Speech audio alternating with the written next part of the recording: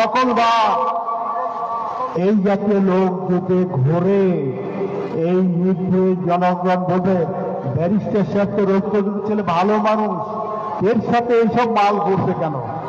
আমার সাথে যদি ঘোরে বলবে শহীদুল ইসলাম তো ভালো মানুষ, আমাদের এত কাজ করেছে, তাকে আমরা উন্নয়নের রূপকার হিসাবে জানি, শহীদুল ইসলামকে এসব মাল নিয়ে ঘুরছে কেন?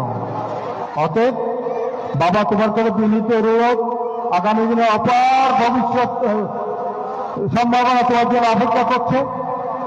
নিজেকে এইসব জিনিসগুলোর কাছ থেকে তুমি নিজেকে রক্ষা করো বাবা।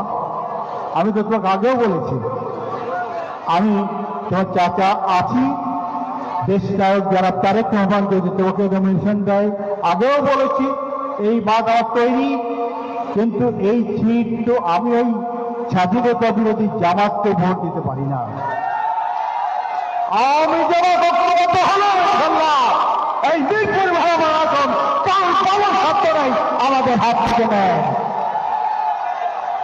তোমরা আজকে 31 বছরের সম্পর্কে যদি জানলে, বাবা মাকে বলবে 31 দফা সম্পর্কে সব শ্রেণী পেশার মানুষের সমস্যার কথা আছে। সবচেয়ে বড় কথা বাংলাদেশের স্বাধীনতা সার্বভৌমত্ব রক্ষা। আর সরকার যদি পাল্টি করে, এই সরকার ফেলে দিলে যে নিরপেক্ষ ভোটের ব্যবস্থা তারেক রহমান করবে। অতএব আগামী যে ভোট, এই ভোটটা তারেক রহমানের মুখের দিকে তাকিয়ে ধানের শীষে দিয়ে তারেক রহমানকে সরকার গঠন করার সুযোগ দিতে হবে।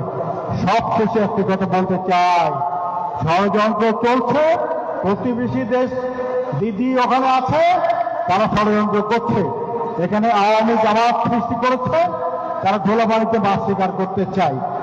এই যে যতই ষড়যন্ত্র করুক, আমার নেতা ইতিমধ্যে আহ্বান দিয়েছেন, প্রয়োজন হলে জিহাদ ঘোষণা হবে, ইনশাআল্লাহ আমরা ঐক্যবদ্ধ হবে, বিজয়ী করে আমাদের প্রিয় নেতা যারা